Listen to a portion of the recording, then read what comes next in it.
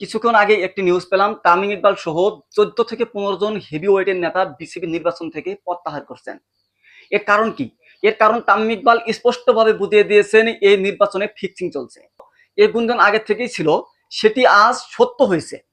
শুধু তামিম নন, সরকারি হস্তক্ষেপের অভিযোগে মনোনয়নপত্র প্রত্যাহার করেছেন আরো বড় বড় 14 থেকে 15 জন নেতা। তামিম ইকবাল বলেছেন, আমি সহ 14-15 জন প্রার্থী মনোনয়নপত্র প্রত্যাহার করেছি। এর কারণটা খুব একটি স্পষ্ট। তামিম ইকবাল আরো বলেন, এটা আসলে কোনো নির্বাচন নয়, এটা নির্বাচন নামে একটি প্রতারণা। কিছুদিন আগে আমরা দেখতে পেলাম এশিয়া কাপে বাংলাদেশের মতন একটি দল সেমিফাইনাল থেকে পাকিস্তানের সাথে বাজেভাবে হেরেছে। এই বাংলাদেশ ক্রিকেট নিয়ে যদি ফিক্সিং চলে, তাহলে বাংলাদেশ ক্রিকেট কোনো দিন এগোতে পারবে না। বাংলাদেশে আপনাদের মন মতন যদি আপনারা নেতা তৈরি করেন, আপনাদের মন মতন যদি সভাপতি তৈরি করেন, তাহলে বিসিবি নির্বাচন কিসের জন্য? ভাই আপনারা একটু ভাবুন। তামিম ইকবালের মতন একজন উদীয়মান ক্রিকেটার, তিনি হয়তো ফিক্সিং এর কারণেই দল থেকে বাদ পড়লেন। তিনি হয়তো বা বাংলাদেশের দলটিকে এগোনোর জন্য নির্বাচন করতে গিয়েছিলেন। এই নির্বাচন করতে গিয়ে তিনি দেখলেন বাংলাদেশের ক্রিকেট বোর্ডে ফিক্সিং শুরু হয়েছে। আরে ভাই, আপনারা সব জায়গায় কি ফিক্সিং চালিয়ে যাবেন?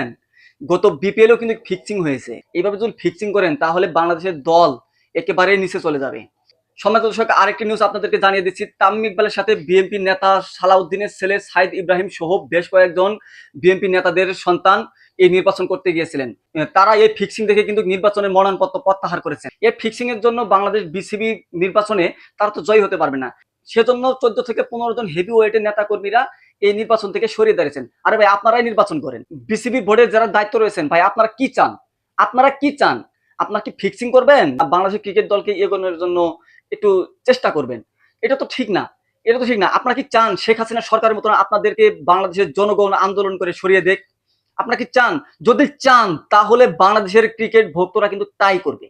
বাংলাদেশের ক্রিকেটকে এগোনোর জন্য বাংলাদেশের ক্রিকেট ভক্তরা কিন্তু তাই করবে, আপনাদেরকে সরানোর জন্য। কারণ ক্রিকেট হলো এর দেশের জনগণের প্রাণ। কোটি কোটি ভক্ত ক্রিকেটকে ভালোবাসে। আজ হয়তো বলছে বাংলাদেশ পাকিস্তানের সাথে হেরে গেছে, আমরা ক্রিকেটকে আমরা জীবনে ক্রিকেট দেখবো না। কেউ কেউ দুধ দিয়ে গোসলও করেছেন, কিন্তু তারা তাদের আবেগের সাথে এই কথাগুলো বলেছেন। যখন দেখবেন বাংলাদেশ ভালো কোনো পর্যায়ে দাঁড়িয়েছে, তখন তখন অবশ্যই তারা এই বাংলাদেশ দলকে সাপোর্ট করবেন। তারা যদি মনে করে আপনারা বাংলাদেশের ক্রিকেটকে নিয়ে ফিক্সিং শুরু করছেন, তারা কিন্তু শেখ হাসিনা সরকারকে সরানোর জন্য বেশি দিন সময় লাগে না। আপনাদেরকেও কিন্তু ওইভাবেই সরাবে। তো বি কেয়ারফুল।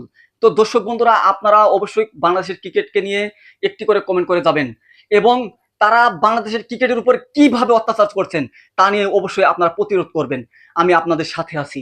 তো দেখা হচ্ছে নতুন কোনো ভিডিওতে, নতুন কোনো আপডেট নিয়ে আপনাদের মাঝে আমি আসবো। অবশ্যই আমার এই চ্যানেলটিকে সাবস্ক্রাইব করে আমাদের পাশে থাকবেন।